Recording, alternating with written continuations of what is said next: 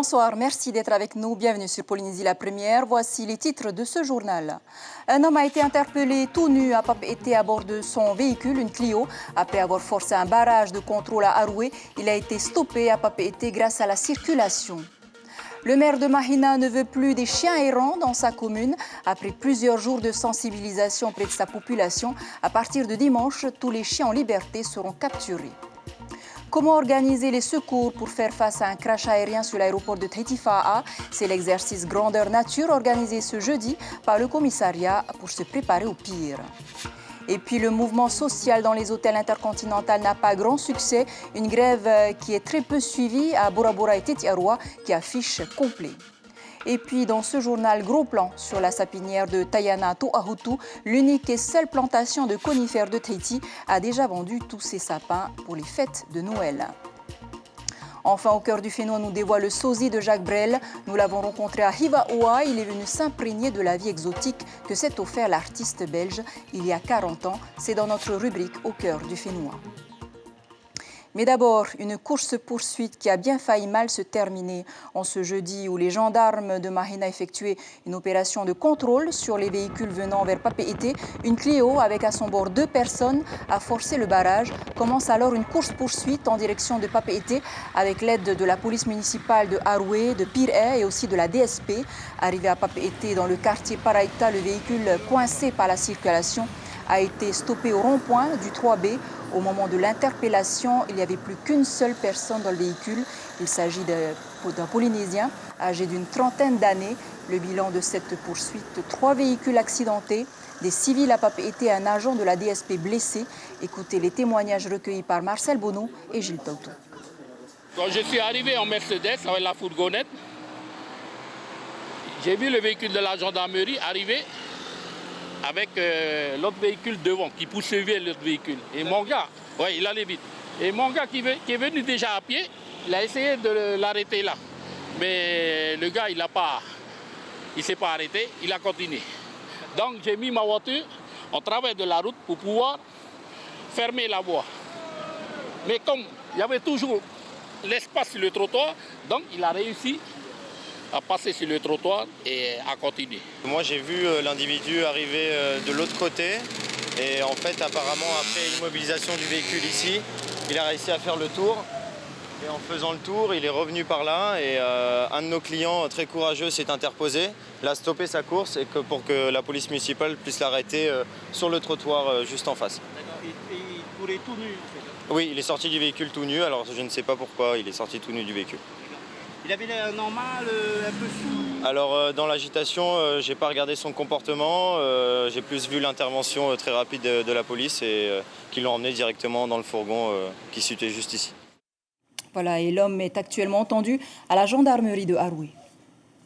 Je vous le disais en titre, aboiement, morsure, hygiène, les chiens en divagation occasionnent des désagréments à Mahina. Alors, le maire Damas Tewira interpelle sa population.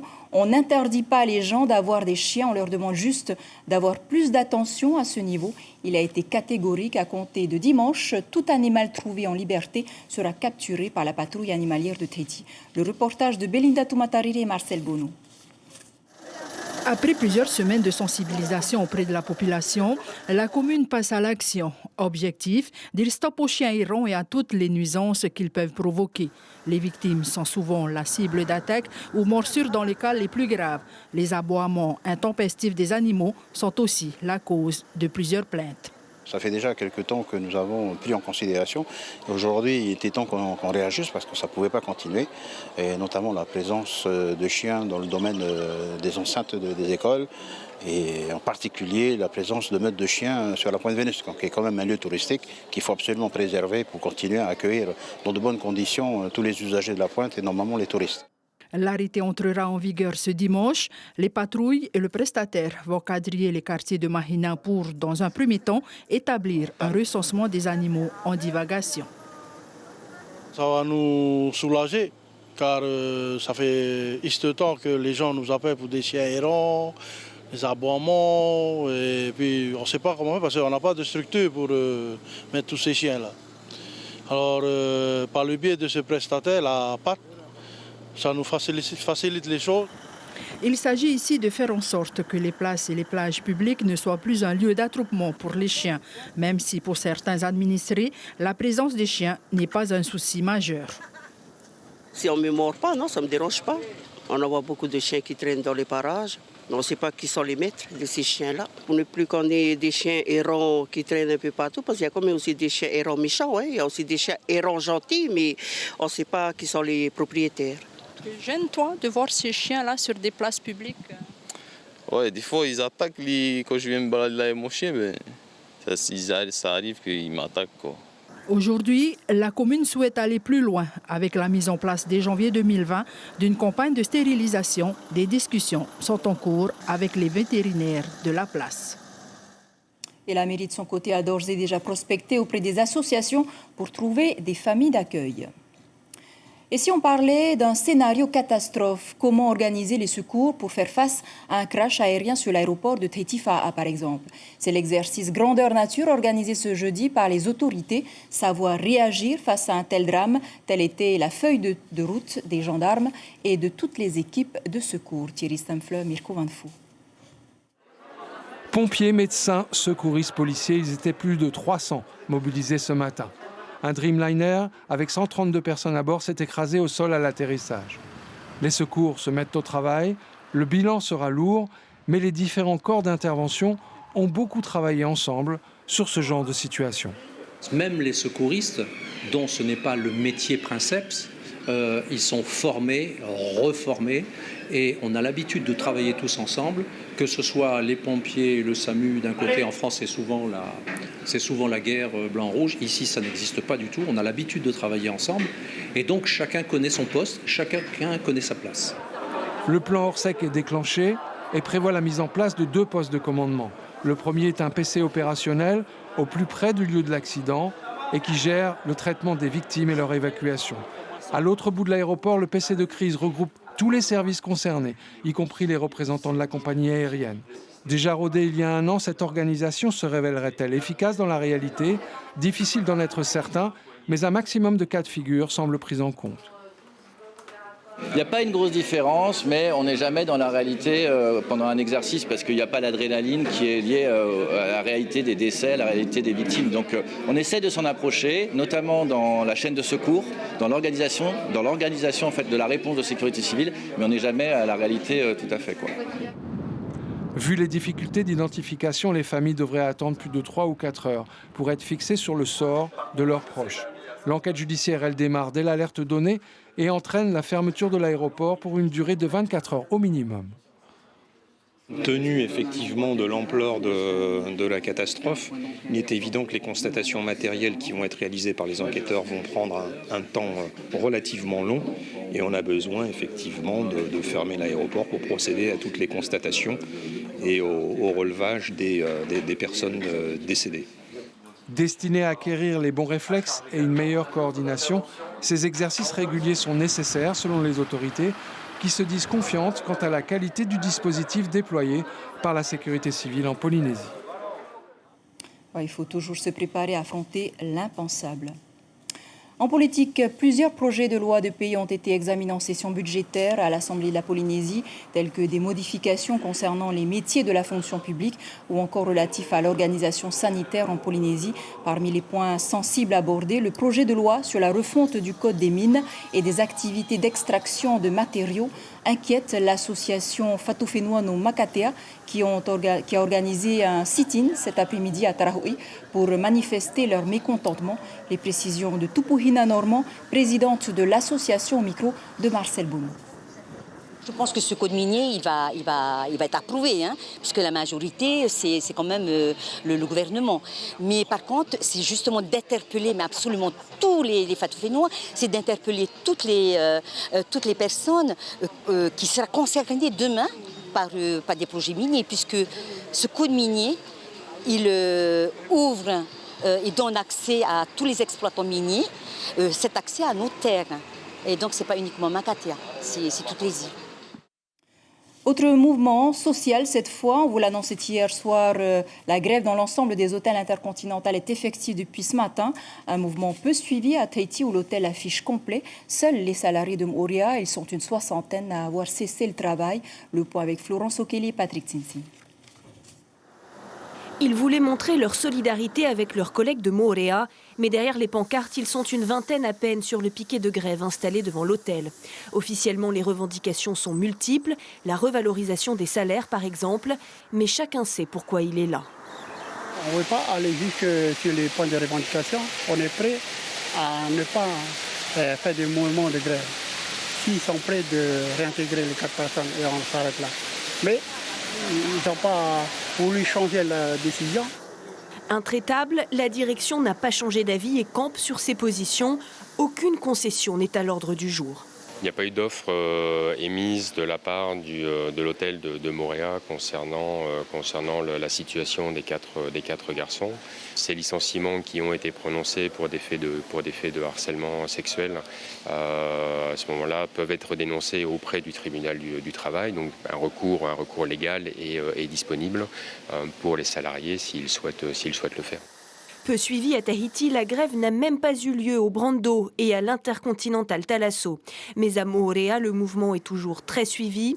Près d'un salarié sur 2 a cessé le travail depuis 8 jours.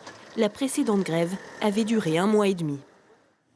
Voilà, pour l'instant, les syndicats annoncent une grève illimitée. En justice, les affaires d'Ice continuent de défiler. Cette fois, 4 personnes, dont une femme, ont été présentées en comparution immédiate cet après-midi pour avoir importé près de 700 grammes d'Ice à Tahiti, et cela en plusieurs voyages. Ils ont été interpellés à l'aéroport de Fa'a le 20 octobre dernier avec 239 grammes de drogue dissimulée dans une planche de bodyboard. La tête du trafic, Madeate Marama, écope de 5 ans de prison ferme. 4 ans pour la femme Teresa, 2 et 3 ans pour leurs complices. Ils sont également condamnés à une amende douanière de 97 millions de francs. On écoute l'avocat d'un des prévenus.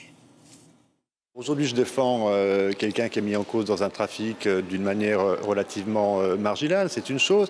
Mais ce qu'on peut voir, c'est qu'on a en face de soi des gens relativement jeunes, qui ont plutôt à la base une bonne mentalité et puis qui dérapent parce que quelque part, ils n'envisagent pas l'ICE au départ comme quelque chose d'inacceptable.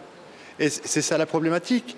Alors, ensuite, ils sont incarcérés quelques semaines, quelques mois ou quelquefois quelques années et ils nous disent « l'incarcération m'a fait beaucoup de bien, ça m'a permis de prendre une distance par rapport aux produits et de me rendre compte que c'était quelque chose de terriblement inacceptable et terriblement dangereux pour la Polynésie française ».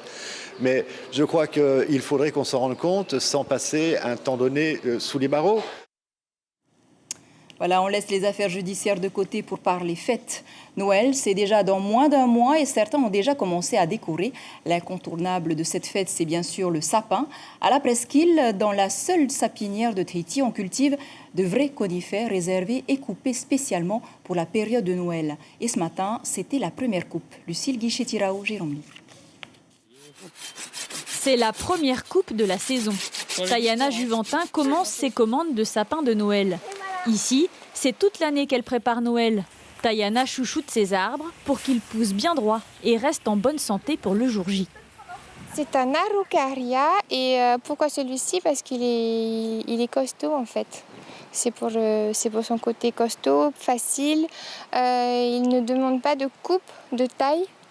Donc voilà, il demande un entretien régulier, mais moins d'entretien que si on faisait pousser une forêt de pinus par exemple. Ici, l'ennemi numéro 1, c'est le vent chargé d'embrun qui jaunit les branches. Tayana a repris l'exploitation familiale démarrée il y a 20 ans par son père. Longtemps détrôné par les sapins à LED, le sapin naturel fait son grand retour.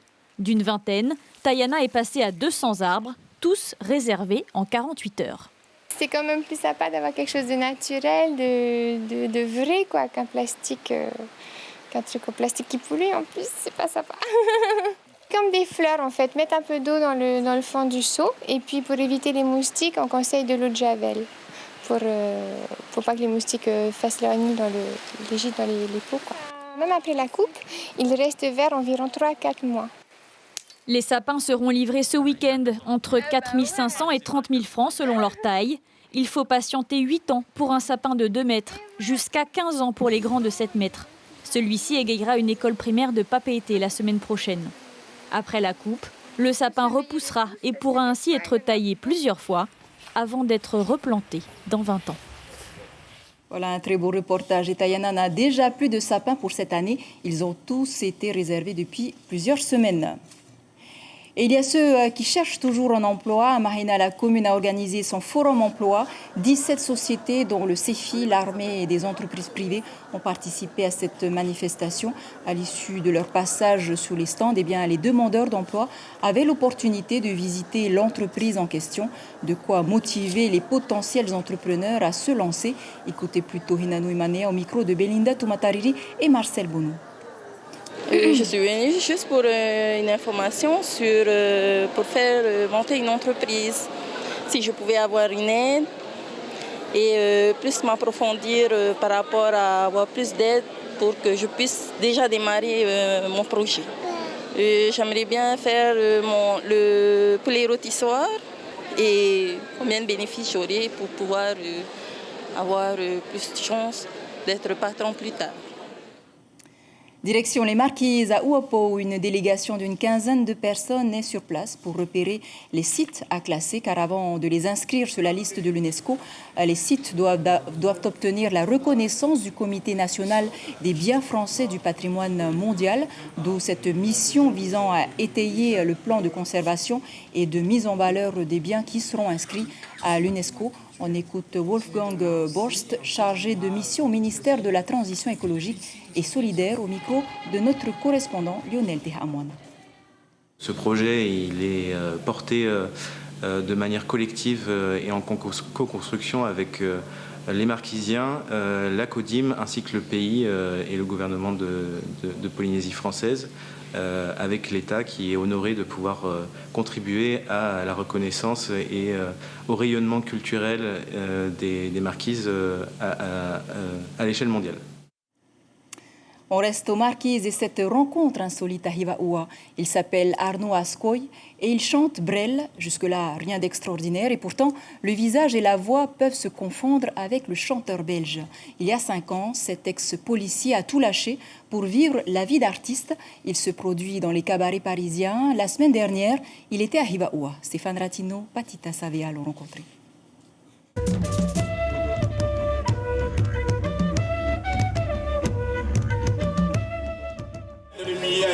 Dans le port d'Amsterdam, il y a des marins qui boivent et qui boivent. On sait qu'importe d'ailleurs, ni sosie ni copie, Arnaud Ascoy tel qu'en lui-même, tellement lui. L'ancien officier de police a un goût pour les fractions, adieu les logiques convenues, oublier les places assises. Non, il veut être debout, libre dans un cri devenu chant, un personnage que Brel aurait pu chanter.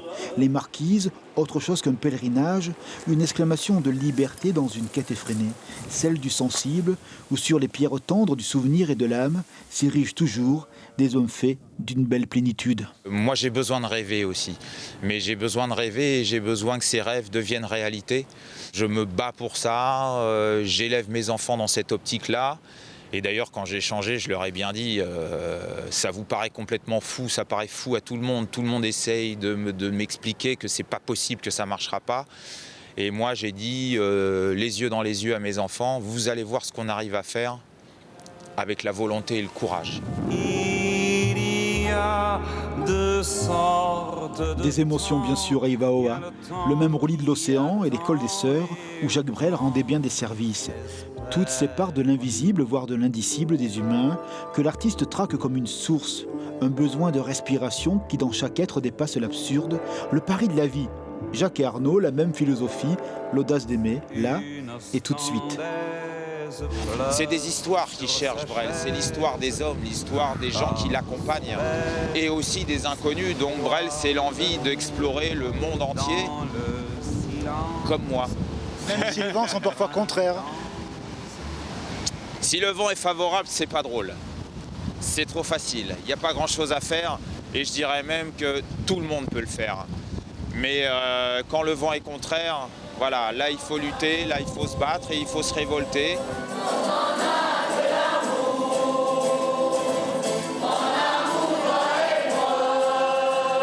Je me révolte, donc nous sommes. L'amour en parchemin, comme le chantent les élèves de Sainte-Anne-sur-Seine, sans cœur pour un concert à nul autre pareil.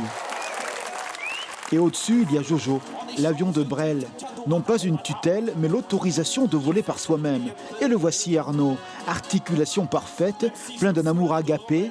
Sa gestuelle amène jusqu'au point d'orgue brélien un public fortement séduit.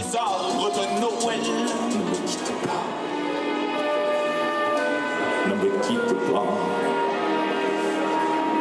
ne me quitte pas, ne me quitte pas.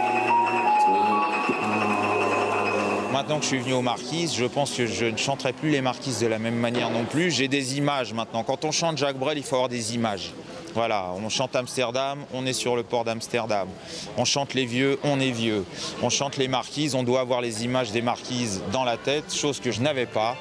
Mais maintenant, je les ai.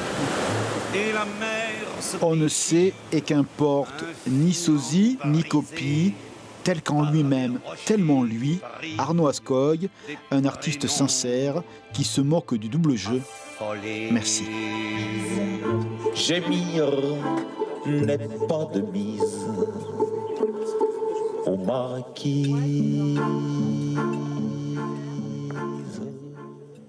Voilà, c'est ainsi que se referme ce journal. Demain, il sera question d'économie avec Francky Sacco qui présentera dans l'invité café de votre matinale radio sa thèse sur le thème de la refondation de l'économie polynésienne et ses perspectives de croissance. Une thèse qu'il a soutenue aujourd'hui devant le jury. L'info principale de cette édition, un homme a été interpellé à Papeete à bord d'une Clio après avoir forcé un barrage de contrôle à Aroué. Il a été stoppé à Papeete grâce à la circulation. Le bilan de cette poursuite, 3 véhicules accidentés, des civils à Papeete et un agent de la DSP blessé. L'homme est actuellement entendu à la gendarmerie de Aroué. À la une de vos quotidiens demain, la dépêche titre « Exercice à l'aéroport, test grandeur nature pour les secours ». Tahiti Info, le flop de la grève de l'Interconti. Voilà pour l'essentiel de l'actualité. Aux commandes de vos journaux du week-end, Ayata Tarhau, 5h30, vos infos radio. À suivre 2 épisodes de votre série Empire, saison 5. On se quitte sur les images du Huratapairu filmé hier soir à la Maison de la Culture par Marcel Bono. Excellent début de week-end à tous. Belle nuit sur la première. Je vous retrouve lundi.